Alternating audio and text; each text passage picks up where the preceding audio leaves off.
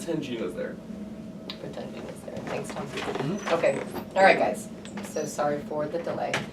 But with Kelly not being here last semester, I thought it would be before we dive into some feedback. So this was baseline, right? So not graded, but just a way for you guys to see sort of where you once were. So it's that opportunity to look back at the end of the semester at where you started and where you're finishing come the end, which is always, always a journey that each of us don't share identically, but hopefully will be good when you guys start to approach your portfolios. So an ungraded piece, but a really nice, safe piece to start with, I think, for sort of Kelly to learn the ropes about how do we give feedback in this class. What is the classroom culture, right? How do we give feedback in a way that lends itself to a safe environment and where we all feel like we can be in the vulnerable position that is showing our work, but feel okay about it and feel like we can all be there and support one another because we're all on the same page together. Nobody's out there as a working interpreter yet. Nobody's yet credentialed. We're all students and it's a classroom. And the goal is to just make this as safe a place as possible. So that's a little bit of the spiel that I gave on the first couple days of inquiry text, which you weren't here for last semester. So safe space just means okay, right, nobody likes to watch themselves on video. Some people actually do kind of like it okay, but most students that I talk to cannot stand seeing themselves on video. They don't like hearing their voice, they don't like seeing their signing, and they also feel like maybe it wasn't their best piece of work. So the goal isn't that it's your best piece of work. The goal is that we learn from each other and give feedback where we can. So couple ground rules to start with, and then I'm going to talk about the rubric that was sort of our anchor, but I'm sure everybody could use a refresher from last semester anyway. Couple ground rules are we don't use names, okay? So we're going to put work up on the screen, right? Everybody's looking at that piece of work. It doesn't matter whose it is. We don't even need to make eye contact. Say it's your piece of work. I don't need to, while giving feedback, direct eye contact with you, right? Because it's not just about Kelly and Kelly's work. It's about a piece of evidence. It's a piece of data that we can all analyze together and that we all benefit from. So Felix is going to benefit from it just as much as Jackie, just as much as Megan, just as much as Kelly. Maybe one part speaks to me as a person in the class more than another part, so be it.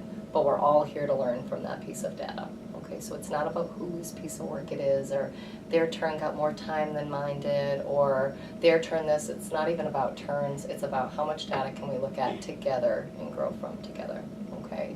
So we don't use names. We don't even need direct eye contact. I mean, if you've got words of support and encouragement that you feel like could really uplift a classmate, then by all means, I'm not saying you can't look at each other, but point being that separation, the sooner we can get to that point of separation of as much as I own that I did that piece of work, it's no longer mine, and it's for all up there for all of us to benefit from, okay?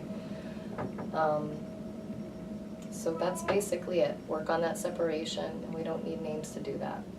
So how do we get there? How do we not use names, right? So there's going to be a piece of work. I'll have written some notes, and now I'm about to, Angela asked me to give feedback. How do I do that? So we can say statements like, in the work I saw evidence of. In the work I saw XYZ. In the work I noticed. In the work I observed. Okay? And we often get tangled in our words when we start to say, I noticed the interpreter did that. And students get frustrated with that, and the problem with that is inherently is that we're not making that separation. That's why we get tangled. That's why it gets awkward when I start to say the interpreter, I notice the interpreter. Well, separate it from the person and make it about the work. So interpreter shouldn't even come off our tongues. It's about the interpretation, right? The thing itself, the piece of data itself, okay? A piece of data happens to be up there. Again, it doesn't necessarily attach itself to any of us. So I'll notice students being tangled, getting tangled up with that. It's like, okay, great, Angela said don't say the name, so I'm not saying the name, but now I'm saying interpreter, and that's awkward, but we don't need, it doesn't need to be that awkward. Just make it about the interpretation, make it about the data, okay? So those ground rules pretty clear. I know a refresher for you guys, but pretty clear for you. Any questions about that? And now we've got the rubric, which we went through, and this rubric was, there is an outcome circle that, thank you, there's an outcome circle that a federal grant that Northeastern was a part of. This was probably 5 to 10 years ago, somewhere in that range. Outcome Circle is a group of interpreter preparation programs, some 2-year, some 4-year programs. And what they did essentially was each program, and people that worked in those programs came up with, sorry, I don't know why that's not talking to it right now.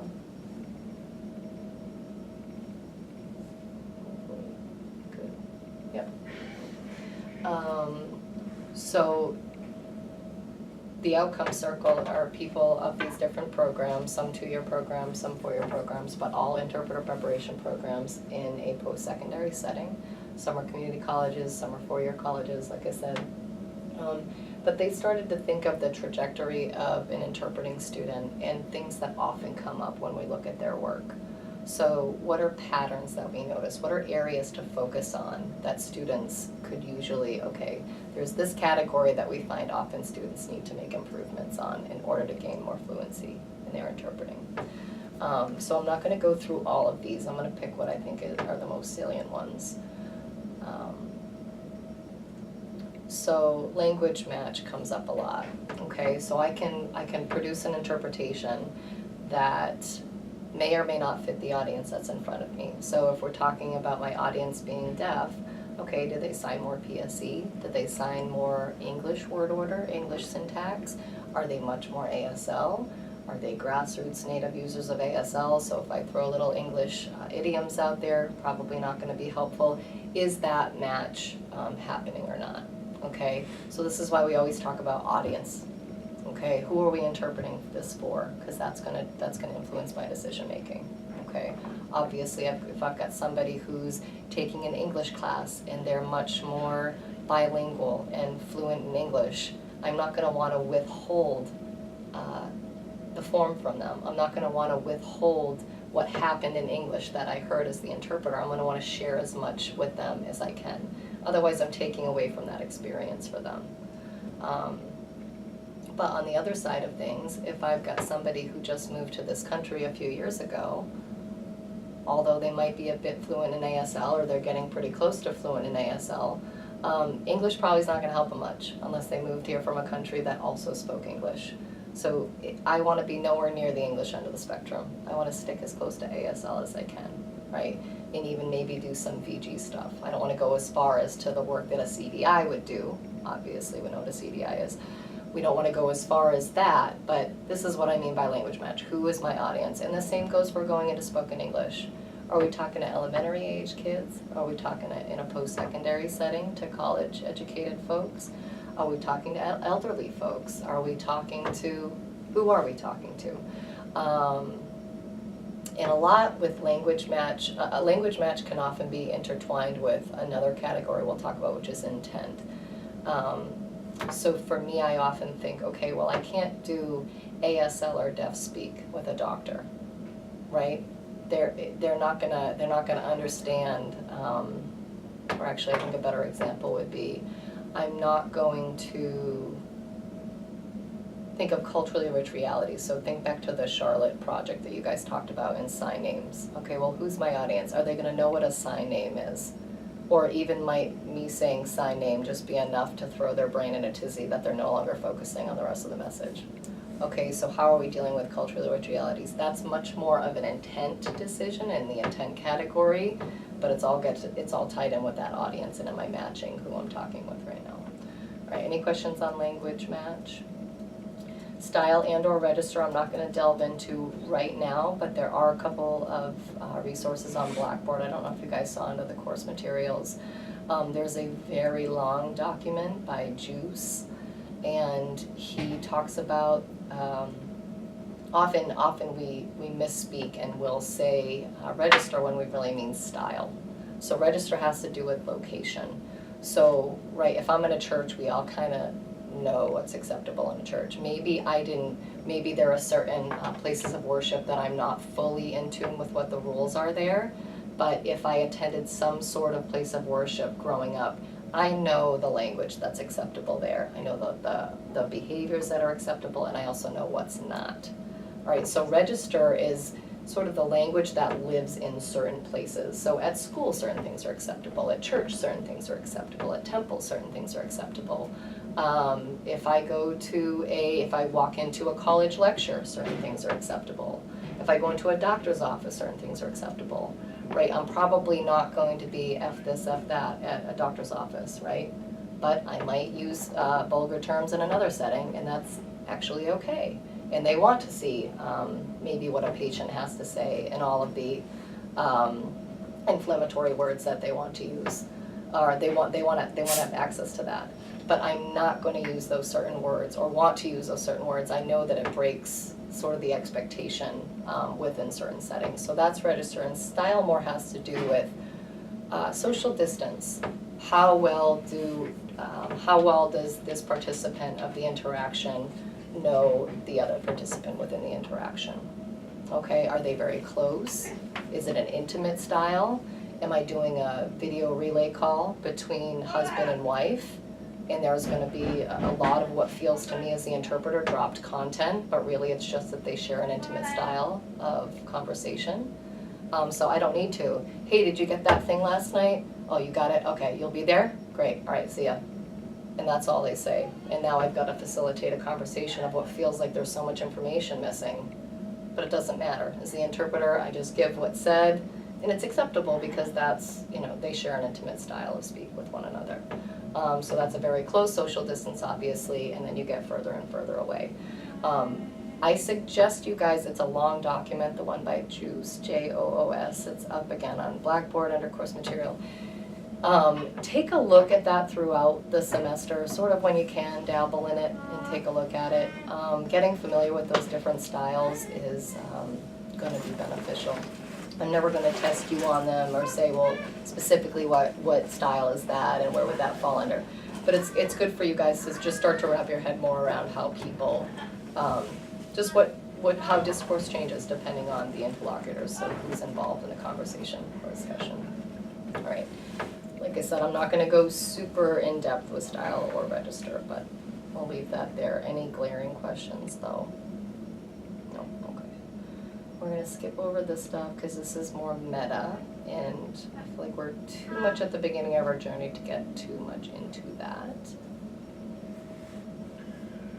Okay. Another big one is content. I'll turn this over to you guys because I feel like that one's a bit more straightforward. What do you guys remember content to be? So if I ask you to look at content and work that we're looking at for feedback in class, what are you guys looking for?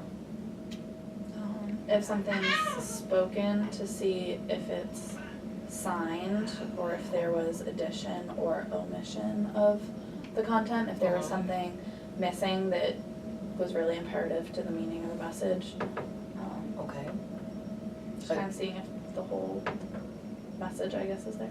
Okay, and so you mentioned spoken, so we were just talking, yeah. Well, if it's a spoken piece and we're interpreting it into ASL, but the same if something is signed and maybe it wasn't voiced, or there was an elaborate voicing of it and you were kind of adding things that weren't actually signed. Okay, okay.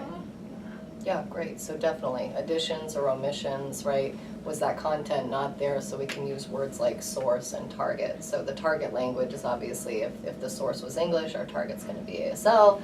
If the source is ASL, our target's going to be spoken English. So it wasn't there in the source, but it was added in the target. Okay, that's an addition. Or it was there in the source and it didn't make its way into the target, which sometimes is fine and acceptable, but it's still considered an omission. Anything else to add about content you guys can remember from last semester? I feel like mine is going to run into intent. I know that's nice. Yep. So that's,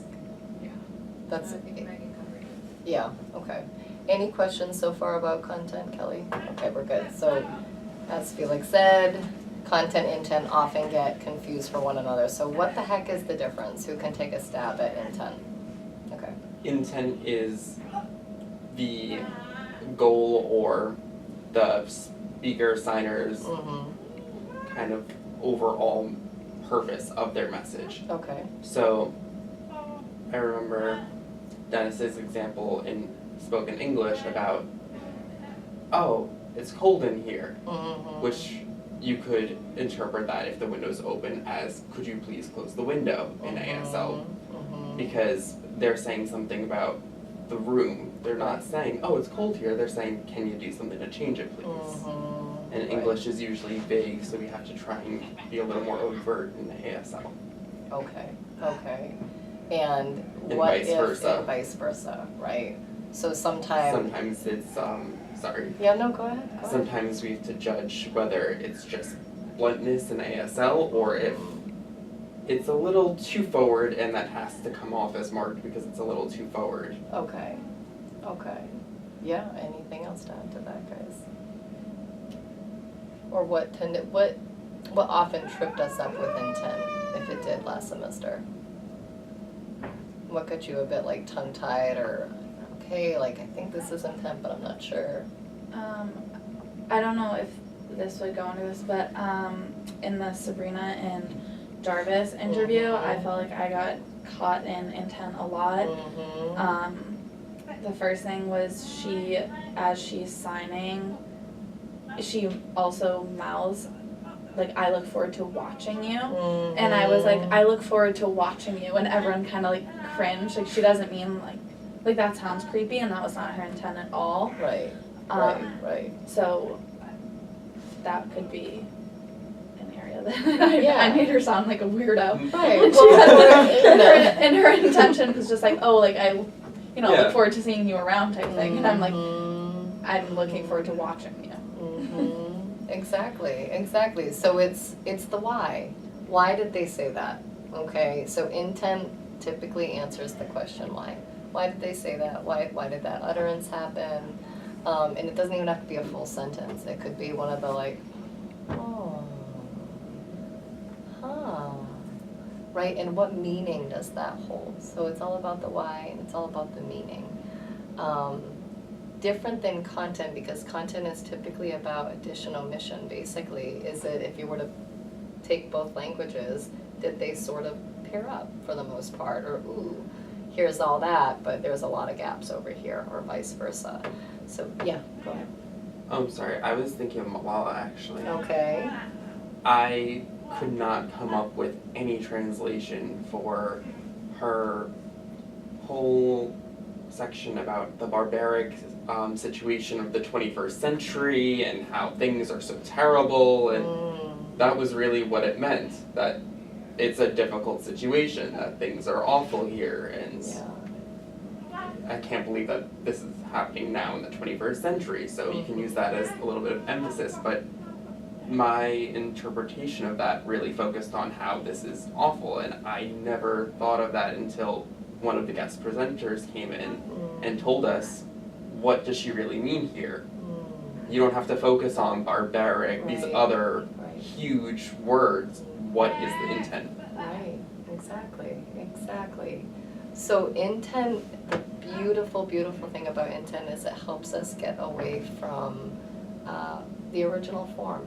So if the original form's English, I'm no longer thinking English. I'm thinking visually, spatially, right? I have to, because first of all, the languages don't match up. One's linear and one's not, okay? But intent's that like beautiful way out of like, well, what do they mean? Stop worrying about big giant words like barbaric and, oh, is there a sign for that? Well, it's not about is there a sign for that, it's what does it mean? What does it mean? And did I capture that meaning or not? Well, boom, there's intent, okay? That's not said to make you think that intent's easy to catch all the time, right? Because there's that cultural stuff too. It's that deaf person seemed overly direct right there, and ooh, if I say that in spoken English the way it looked, well, is that an equivalent in what they meant? Did they intend to be rude? Did they intend to be overly direct? Or were they just status quo for them? Okay, well, if they're status quo for them, they need to sound status quo in spoken English as well. Okay, yeah. One of our guests that came in to help us with Malala was saying that he always explains it as like a triangle, and for me that was really helpful. Okay. See the source and then up to what the intent was and down to your interpretation, but if you're ever going straight across, then you're missing it. So that was kind of helpful for me to differentiate intent That was and John, right? content. That was John, Yeah. yeah, that was awesome. Yeah. So I just think that, because for me, every time I got the content card, I'd be like, so the intent of this. What? So I think it made it easier to like Yeah, yeah. differentiate the two. No, definitely, visual. and that's a great visual representation. It's like, and what that, it's a beautiful representation, because it's like, okay, you know, the shortest distance between any 2 points is a straight line, right? Well, interpretation is not about shortest distance, like, boom, let's just get there quick, and I have no lag time and I'm right there.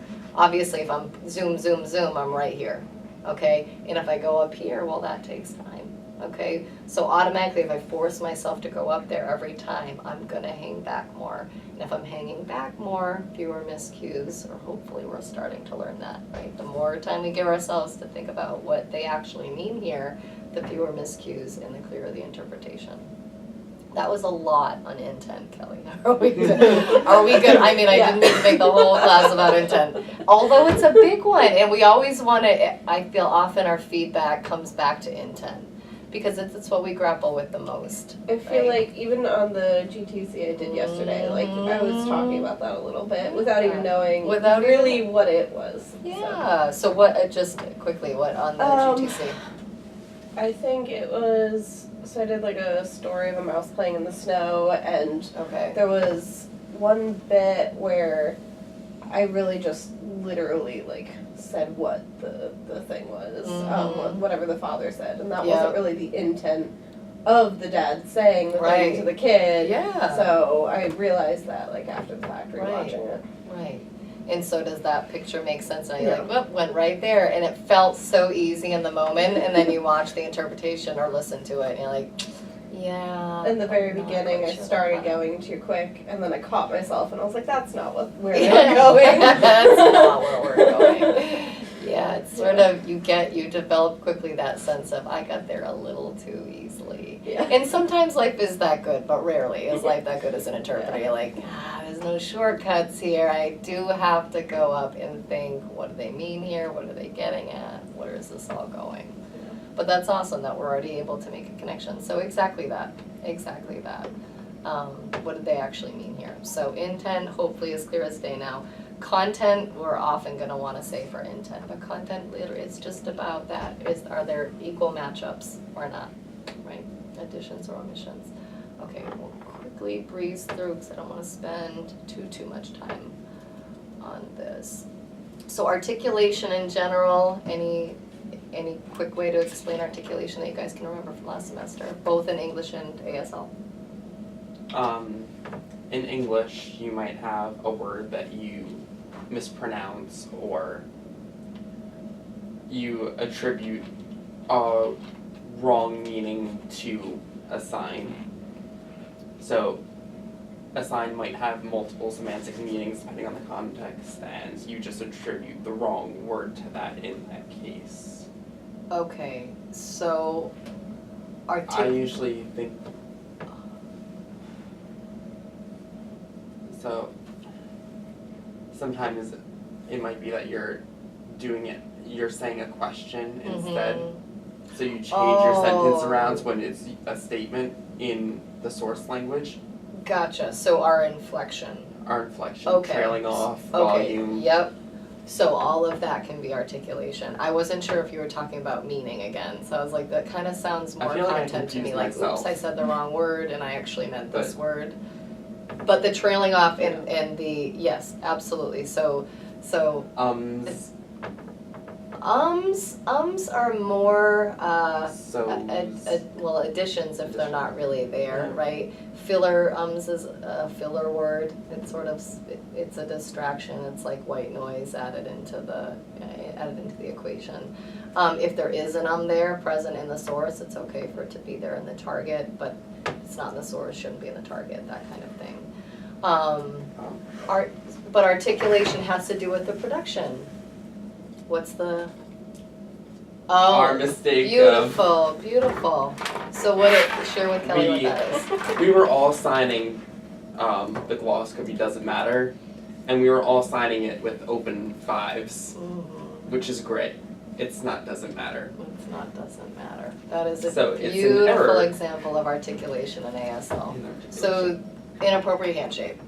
So it's like, it's, Violating a parameter. yep, violating any parameter, and that could be space, right? It could be hand shape, it could be location, like I do mother here, or I do mother here, that's an actual sign. So say I do mother on my shoulder, it's like, well, okay, that's a location in ASL usually for a sign name. But that's not the location for mother. Mother's usually on the chin. So yay for all the other parameters, but one parameter's off, so that's an articulation error. Or beautiful about the doesn't matter, whatever. A lot of students got this 5 thing going on, but really the sign is the B. So that's ASL, one of the parameters is off. And with English, it's just unclear, sometimes too fast. Some of us are from Jersey or New York or a more faster speaking state, and our words run together, our letters jumble together, and things aren't articulated as clearly as they could be.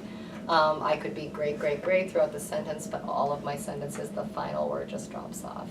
And either that's due to, I'm not really sure where we're going with this, or I've got this rise in intonation, that sounds more like a question, I'm not sure, but in the source it was declarative.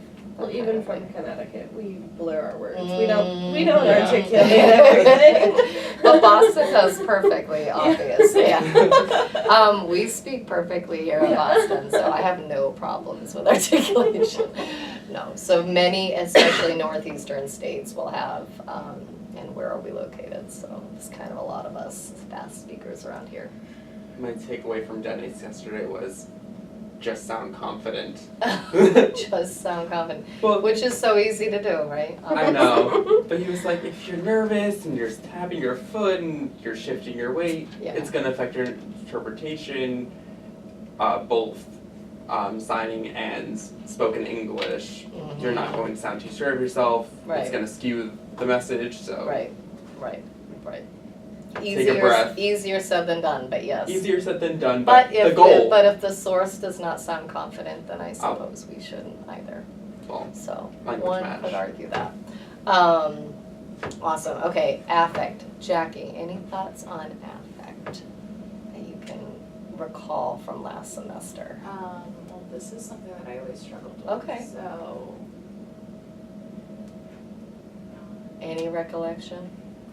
can you give me like a What's word? yeah, I could give you a word. It might give it away entirely if I give you, like, I could boil it down to one word. That's probably the most helpful for me to remember. Okay, given. It's okay, we'll give you the Well, next. then I'll expand on it. Okay, These okay, words. so if I were to say the word tone. Oh. Got it. Well, I think that's like pretty like self-explanatory. Like, I mean, when you're speaking, does your tone match? I'm trying to think of an example from what we. I think of feeling. Do you get Right. the same feeling if it's somber? Does it feel somber? Okay, Right. yeah, I think the best example of that would be the medical phone call okay, with the doctor. okay, the Janice phone call. Yeah. I think that was something that I struggled with affect. Hmm, That was one of the pieces that I struggled with. yeah, But that makes sense a lot. By the way, while I'm thinking of it, I'm gonna get you access to all those texts. You don't have to do them, but just to watch them for schema, that might be helpful. And on the same point?